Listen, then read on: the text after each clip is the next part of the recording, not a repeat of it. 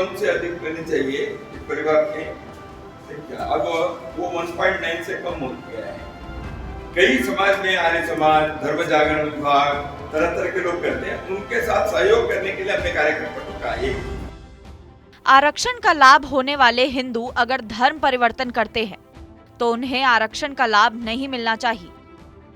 Conversion रोकने के लिए कानून को सख्ती से लागू किया जाना चाहिए।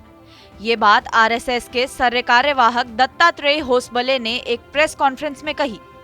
सबसे पहले आप सुनिए क्या बोले होसबले। अभी सरकार ने उसके लिए मुख्य न्यायाधीश बालकृष्ण जी के नेतृत्व में कमेटी बनाई है। संघ ने पहले से कहा है जो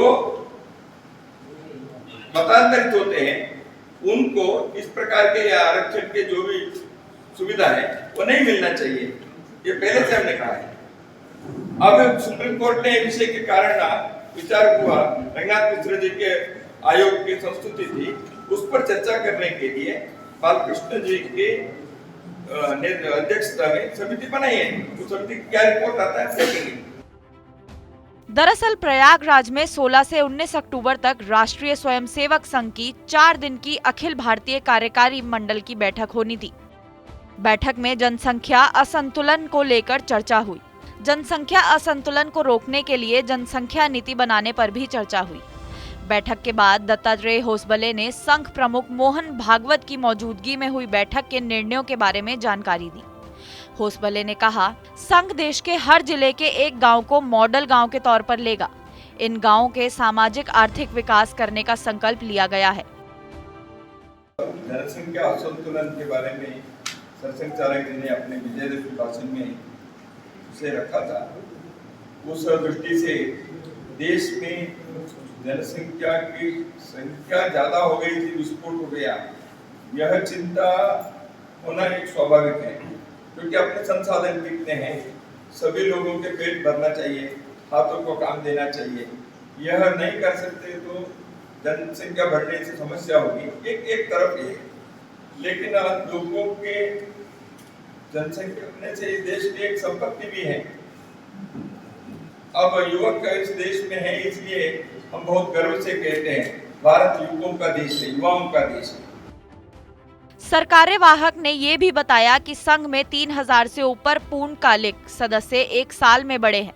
साप्ताहिक मिलन की संख्या एक साल में 4000 से ज्यादा बढ़ी है। इसलिए हम सामाजिक सद्भाव बैठकें करते हैं संघ से।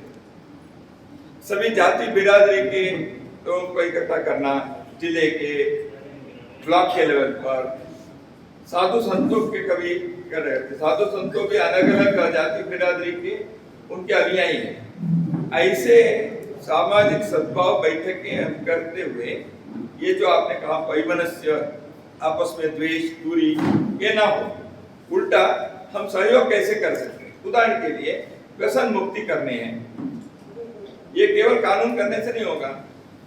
हमारे मंदिरों के स्वच्छता होनी है, या जनसंख्या के संदर्भ में जनजागरण होने हैं, राष्ट्रीय स्वाभिमान बढ़ने हैं।